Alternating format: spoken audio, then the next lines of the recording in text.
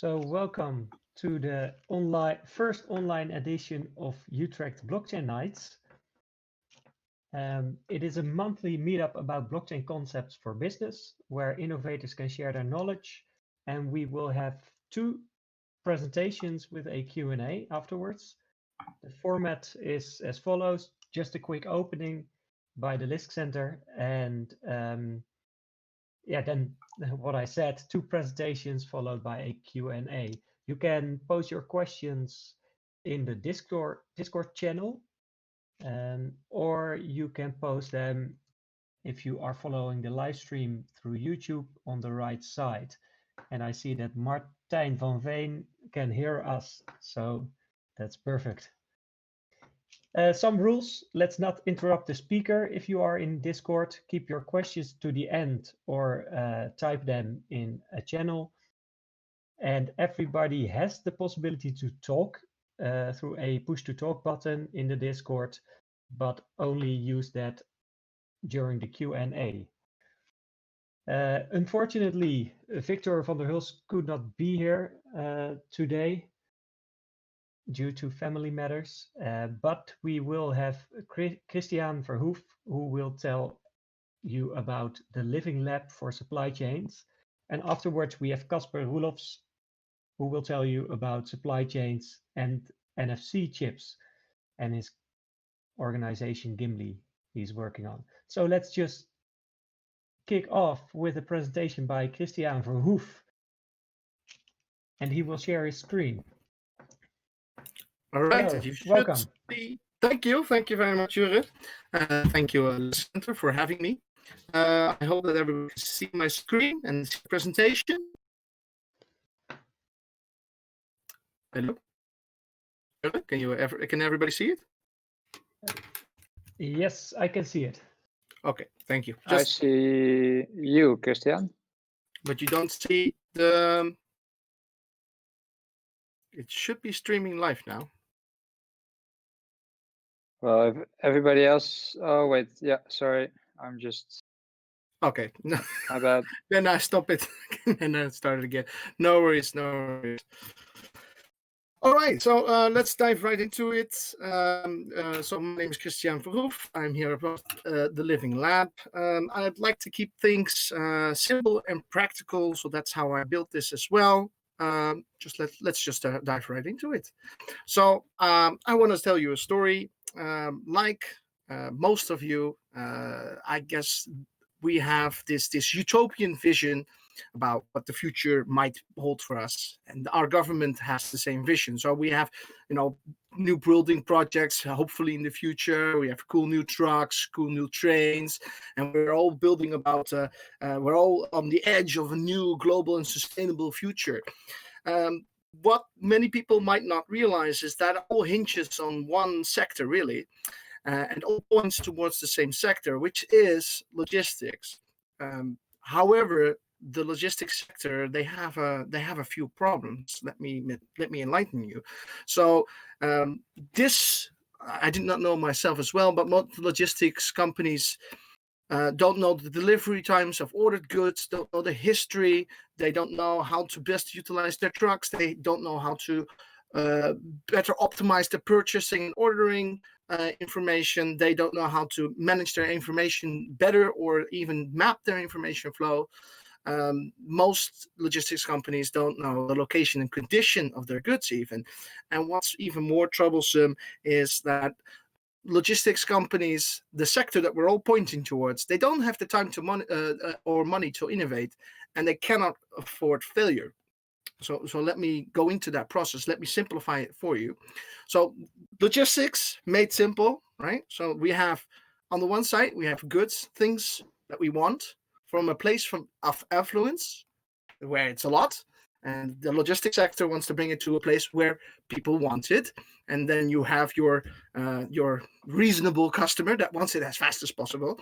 And what logistics companies do, they don't really care how, but where it is by plane or by boat or by catapult, that doesn't matter. What they think about is, how do I do this process of going from A to B to my customer as fast as possible? Now, this sounds very simple, But this process actually repeats itself again and again and again. And then again, again, and again. So it really scales up. So when the logistics, when this happens, confusion erupts. And from the simple flow of controlled goods where we know what's in it and what happens to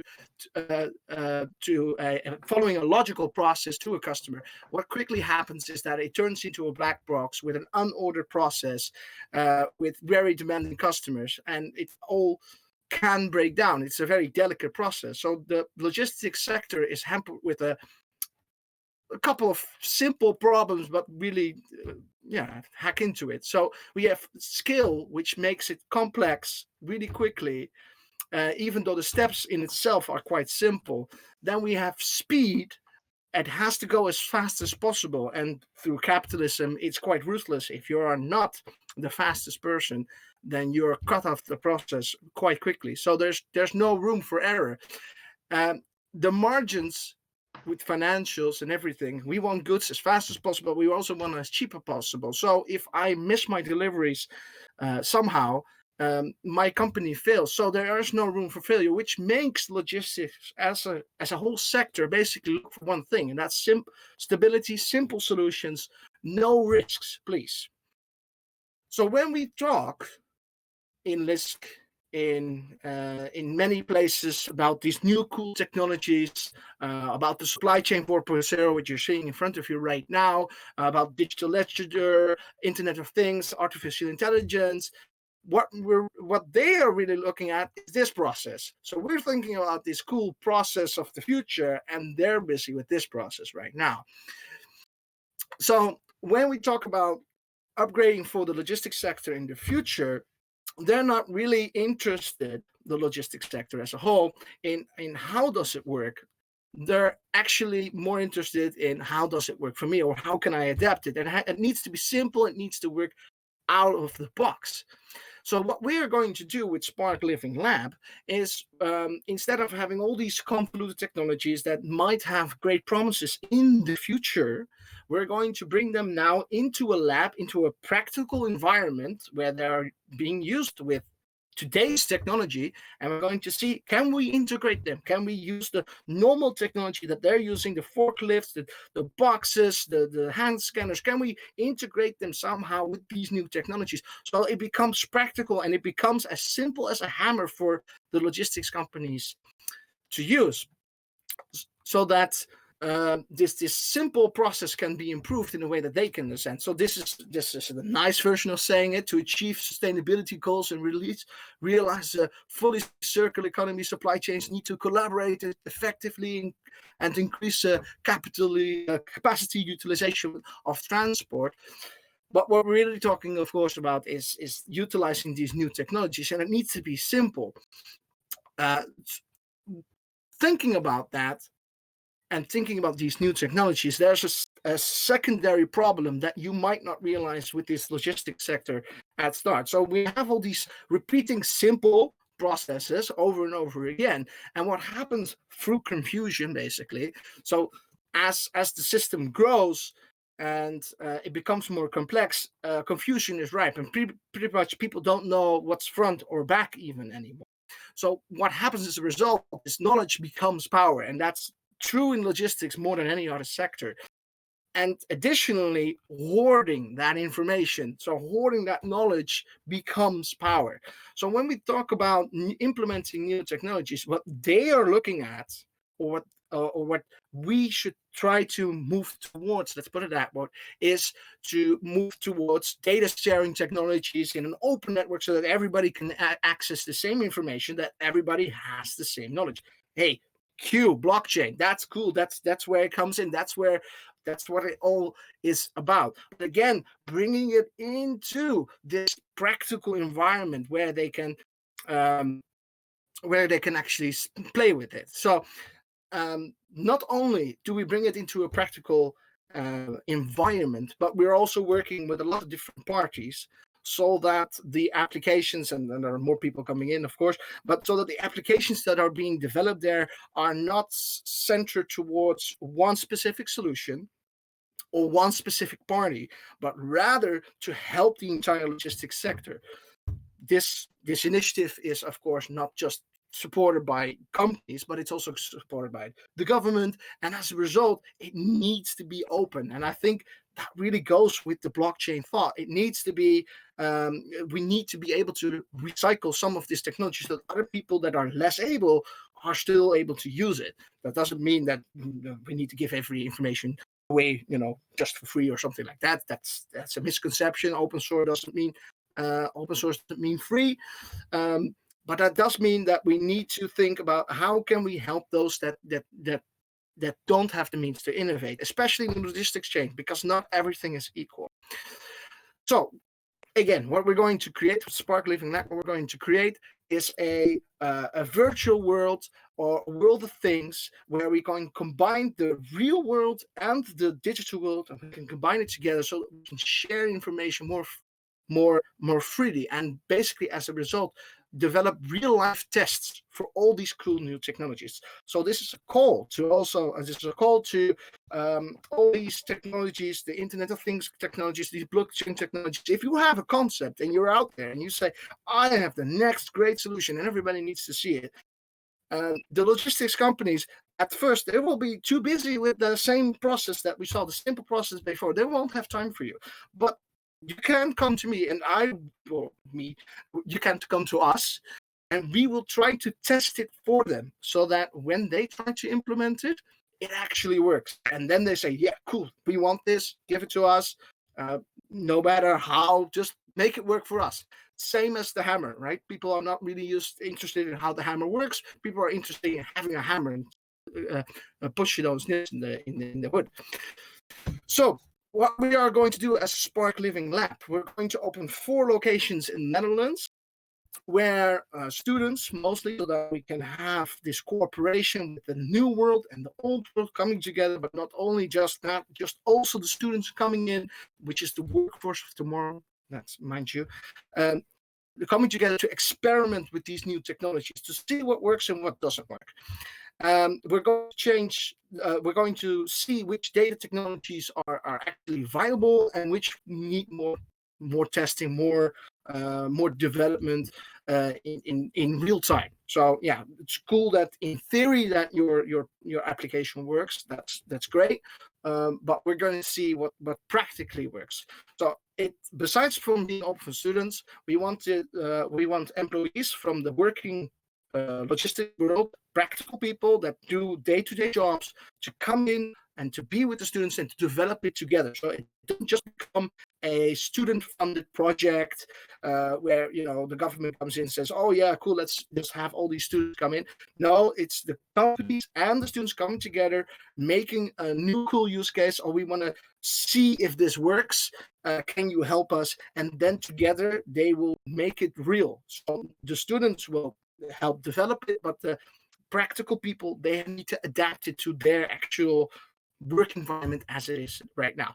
So as it were, it becomes a playground of use cases.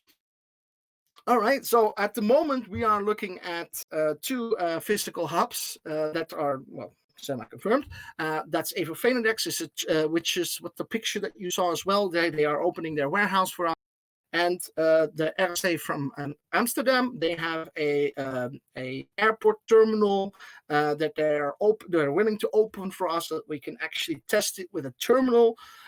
So on the one side we have a warehouse, and then on the other side we have this cool airport simulation, and we're going to try and make it as real as when we take it to a new location, it actually works. All right, I don't know how I'm doing on time, but so far I've been Christian Verhoef.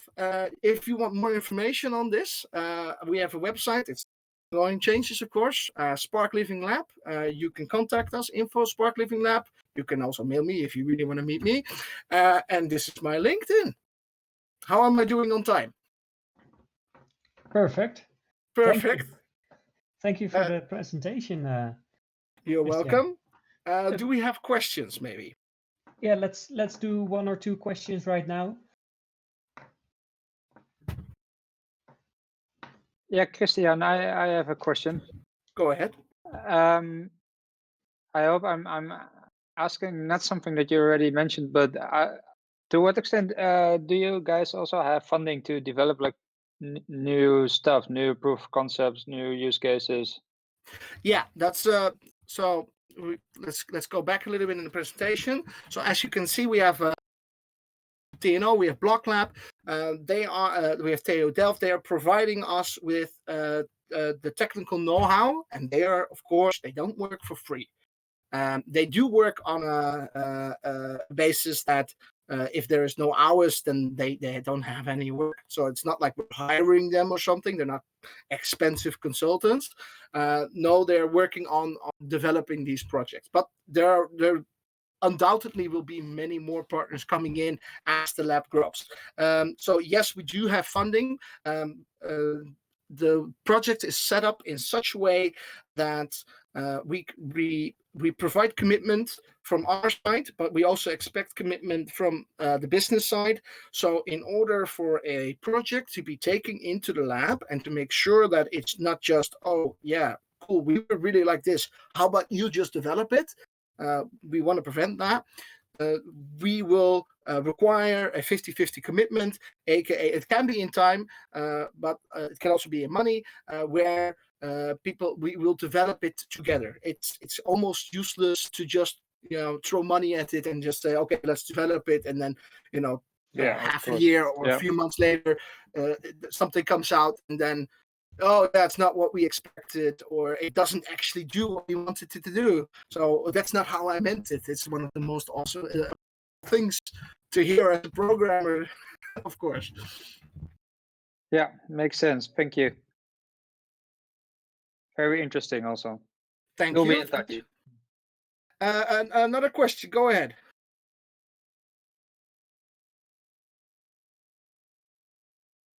No? Okay, that's fine for me. Then fine for my side.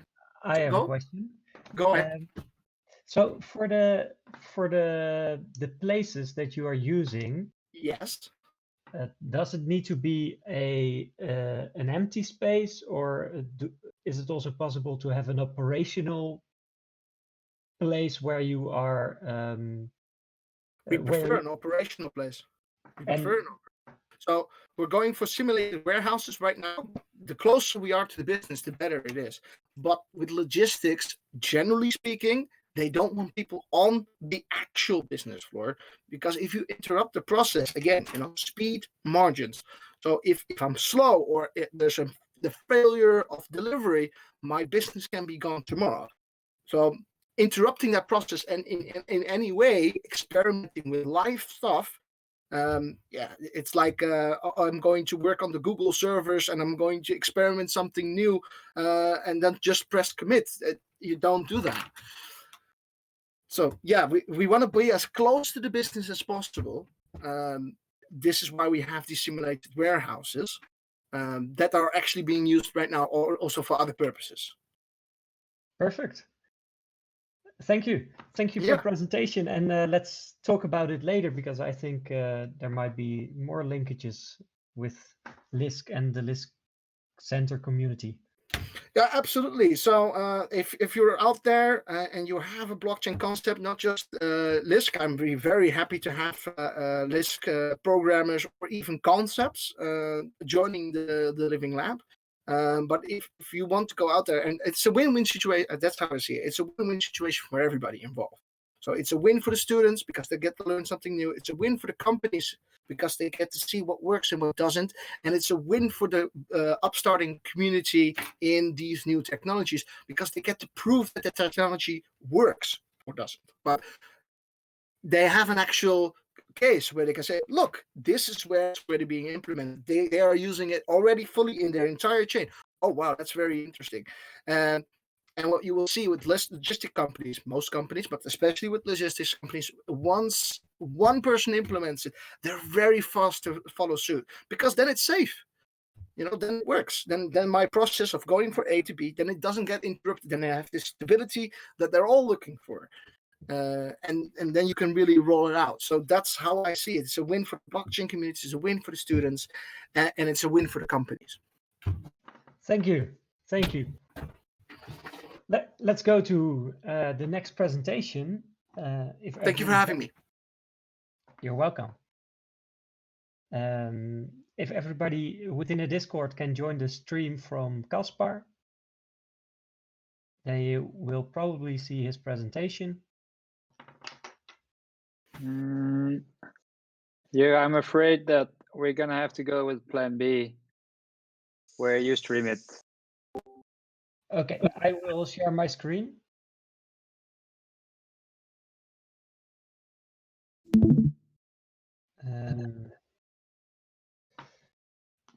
Share.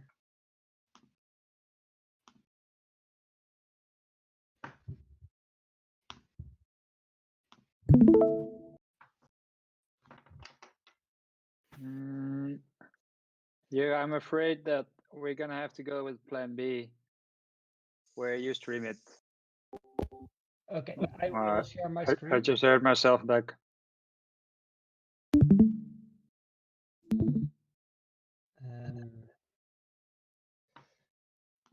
Share.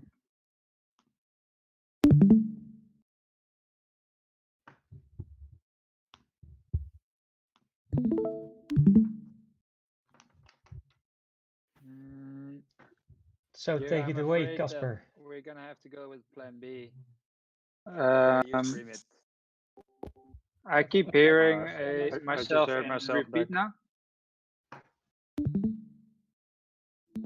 Yeah, maybe if you turn off your sound. Share. Yes, can you do it again? Can you say something? Yeah. Okay. Thanks for this invite and the event. And So take it away, Casper. we're gonna have to go with plan B. I think I'm a very good connection. Myself in repeat now. This is weird. Okay, I'm having some audio trouble. Yeah, maybe if you turn off your sound. Okay. Yes, can you do it again? Can you say something? Yeah. Okay. Thanks for this invite and the event. And So take it away. hey, guys, I think I keep hearing the same stuff over and over. I think I'm a very good connection. Myself in repeat now. This is One weird. sec. Okay, I'm having some audio. I need to trouble. exit Yeah, for a maybe bit. if you turn off your sound. Okay. Yes, can you do it again? Can you say something? Yeah. Okay. Thanks for this invite and the event. And So take it away. hey, guys, I think I keep hearing the same stuff over and over. I think I'm a very good connection. Myself. This is One weird. sec. Okay, I'm having some audio. I need to trouble. exit Yeah, for a maybe bit. if you Okay. turn off your sound. I'm back. Do you guys hear me? Yes, can you do it again? Yes, loud and clear. Yeah. Okay. I'm gonna join the stream again. Thanks for this invite and the event. And hey, Yeah. guys, I think This I is keep hearing the same stuff over and over. I think I'm a very good connection. Myself. This is okay. weird. I'm gonna I'm having some try and audio. do I it need to without exit watching for the a bit. stream, Okay. Jure, because otherwise I'm back. I keep in this Groundhog Day loop Do you guys hear me? forever. Yes, loud and clear. I'll just say next slide, and then you can change the I'm slide for gonna the join the stream for those again. watching. So starting, and thanks for your patience. I think This I is keep supply hearing chain, the same and stuff over and what over. Gimli is working I think on I'm a very good connection. is we are actually really I'm in gonna close connection to what Christian was try talking and do it about without in terms of watching the connecting the physical world stream to here the digital because blockchains. otherwise I'm back. I Because keep in this one of my favorite Groundhog topics Day is loop. Do you guys actually hear me? how Forever. to bridge the Yes. physical and digital I'll nexus. just So say in next slide, and then you can blockchain, change the we slide have this for those watching. immutability of So data, starting. but how do you actually And connect thanks this for your digital patience. blockchain to the physical objects. Chain. And what Gimli is working So on the next slides, you'll see a brief overview of the topics that I want to discuss. I'll give a brief introduction in Gimli, what we do, and then moving to the topic of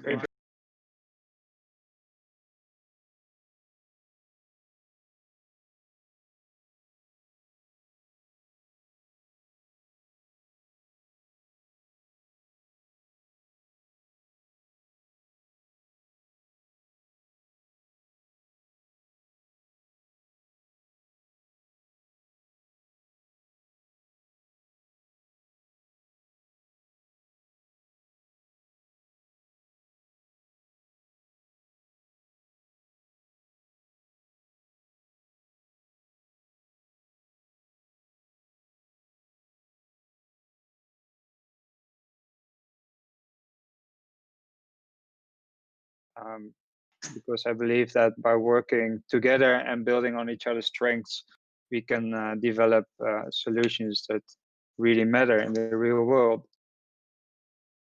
So on the next slide, I hope you all see a very nice timeline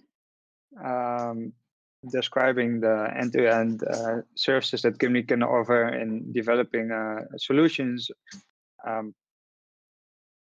But let's move to the next one, where we are going to talk about supply chain and made for blockchain together IoT.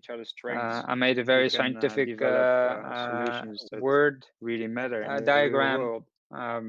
After hours of careful research, I inserted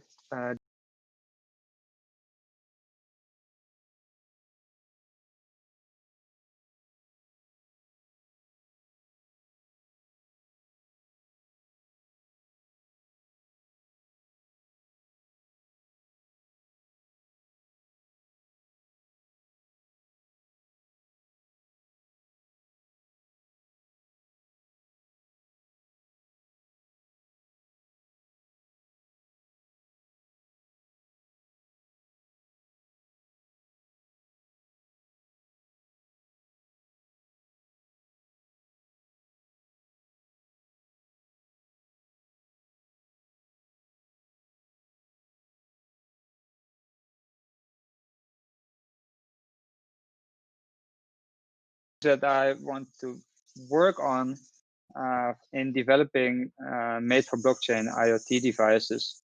So they need to be end-to-end secured, and that means more than just encrypting the data that's being sent. It needs to have a public-private key in the root installed, and there are some companies already working on that, developing secure elements. Microchip is leading in that respect. But the next one, the end-to-end immutability, on the same slide, by the way, end-to-end immutability. What do I mean with that? I mean that I would like to explore the possibility of IoT devices that can sign a transaction from the device itself. So that would mean that you do not have the private keys managed in a remote server or a cloud server, but on the device itself, so that it can interact directly with the blockchain. We'll be looking into different technologies. Bluetooth Low Energy is the most available one in terms of in industry, in supply chain industry. But LoRaWAN is also a very interesting topic to explore. If you want to learn a little bit more about these pods and what I want to do with it and what I am doing with it, for example, in a Lisk proof of concept, do visit the website and read my blog on the Physical Digital Nexus. Here, if we move to the next slide, I would like to introduce the NFC chips that I've talked about before. They are made by Tangem, and Gimli and Tangem are working together to implement their technology in technology solutions from other clients. And these are the NFC chips that have the ability to sign a blockchain transaction from the chip itself. So you don't need to have a private key somewhere in the backend. The private key is completely secured within the chip. It's actually generated within the chip and never leaves the chip. So it's 100% guaranteed that the private key is nowhere else backed up. So this means that if you would attach this chip to a physical object and you request the physical object to sign a blockchain transaction, the physical object is directly interacting with the blockchain. I've got some exciting things coming up. Tangem and I will be sharing this technology during the Odyssey hackathon also for all the developer teams to use it and implement it in their solutions. So if you want to learn more about that, be sure to contact me afterwards. Then I would like to move to the introduction of Emerge, the Canadian partner. They are a solutions developer focused on new and emerging technologies, and especially focused on sustainability and inclusion. They focus solely on UN Sustainable Development Goals, and one of their solutions is a really good supply chain solution. And if we move to the next slide, we see a brief summary of that solution where they combine IoT sensors to track, for example, humidity and temperature throughout the entire chain.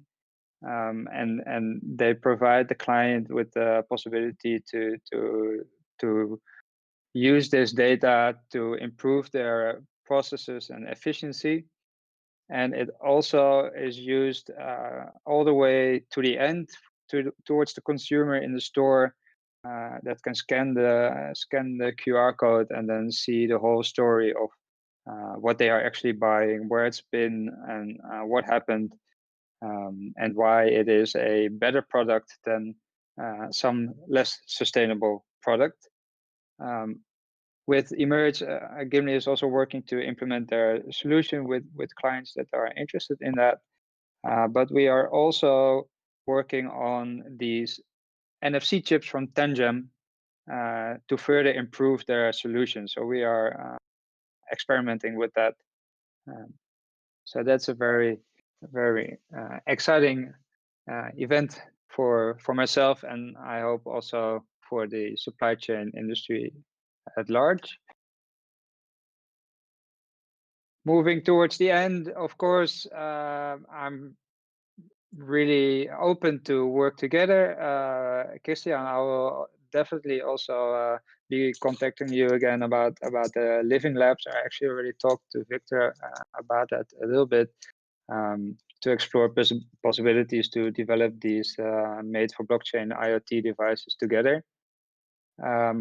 If anyone is interested in working with the Tangem NFC technology or an Emerge supply chain solution, also be sure to reach out. And on the final slide, you will find several ways to contact me.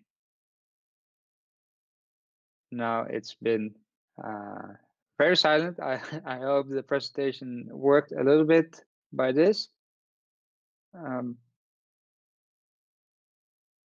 Casper, yeah, we could hear you very clearly. This is Jim. Good. Yeah, it feels like you're talking into the air sometimes, right? Yeah, yeah. Thanks, Jurgen. Thank you for assisting in the slides. I hope that worked out. So, does anyone have any questions after this complex talk, or not so complex, but technically complex talk? Casper, this is Jeroen. Maybe I can ask a question. Hi. Hi, Casper. I think I understood somehow what you're doing, and a few times you said, we are working on, etc., particularly on the second topic. When you say we, are you sort of working together with these companies that are developing these IT, or how does it work? Tangem is more of a technology partner, but with collaborator, supplier. So I'm not working with them on their technology; it's completely theirs. I am working with them to develop use cases, new use cases, for example, in the supply chain. So their primary focus is not on supply chain. Their primary focus is more on authentication, which is part of supply chain. A very simple, a very effective solution to authenticate products.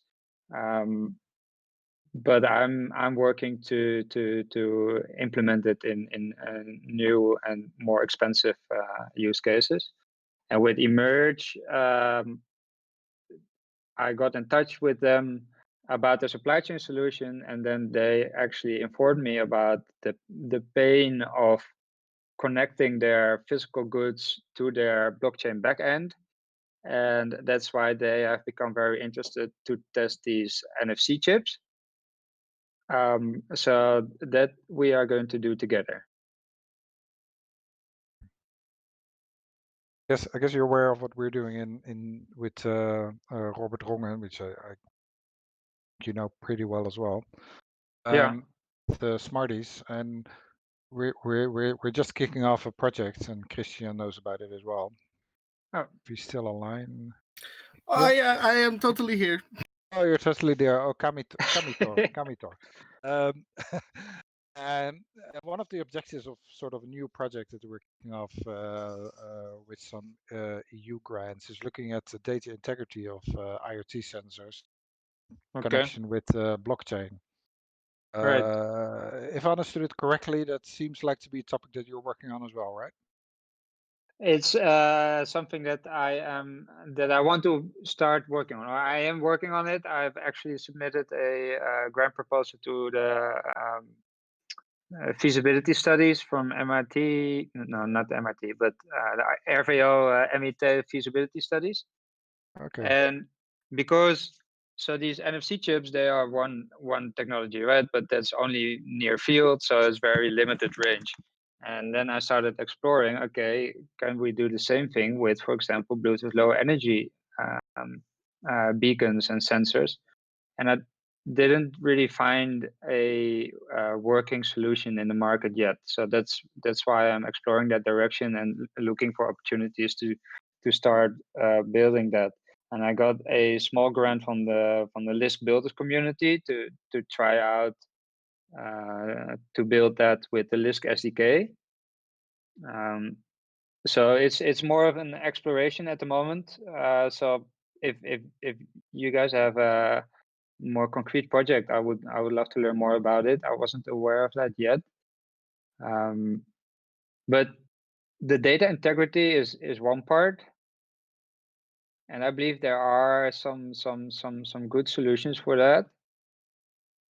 But having the device sign the blockchain transaction right from the device. So, for example, if you would have a Bluetooth Low Energy tag on a box of vaccines, and that tag can sign off on the data and the blockchain itself without the transaction needing to be signed in some kind of cloud service.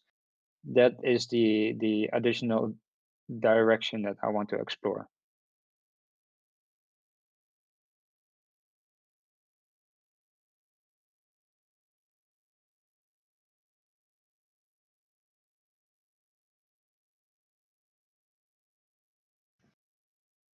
Oh, sorry. I think you're on mute still, or no? Yeah. Is it, Jeroen, does that make sense? The difference in data integrity, which is an important part, and if you are working on that, let's definitely talk. But the other aspect of the device signing a blockchain transaction from the device itself, I see that as a separate issue.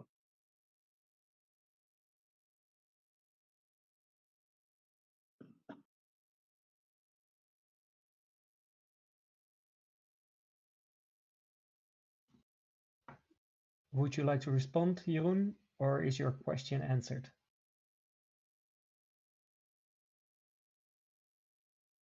Maybe also some Yeah.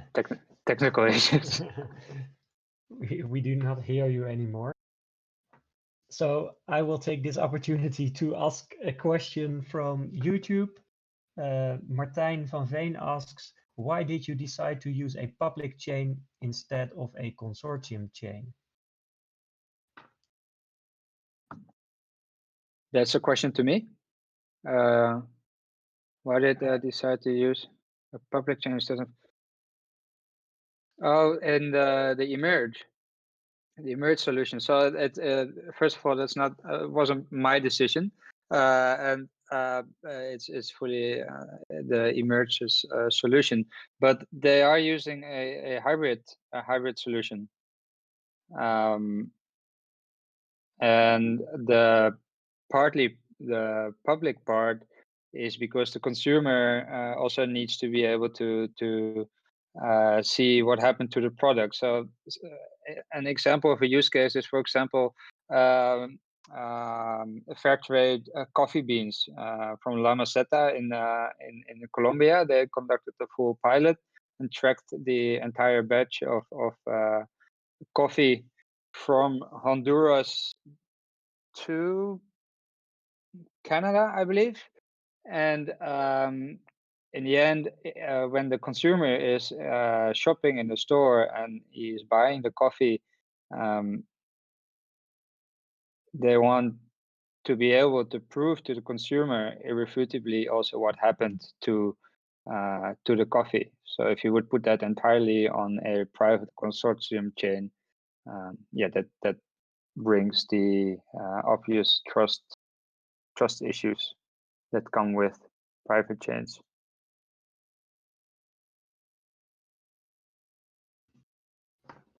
Thank you. I cannot watch YouTube together currently, so I do not see the response of Martijn, but I'll guess this answers his question.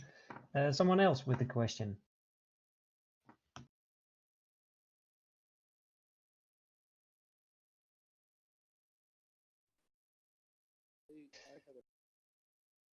If not, then I will I will go to thank you both for doing this presentation and helping us to do our first online Utrecht Blockchain Nights meetup.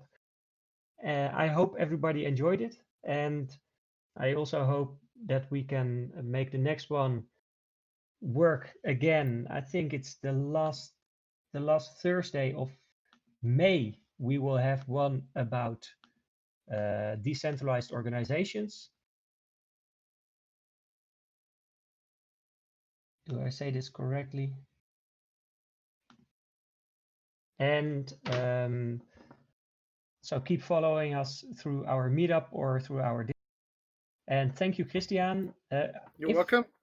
If people would like to reach out to you or to Casper, how can they reach you? First, Christian.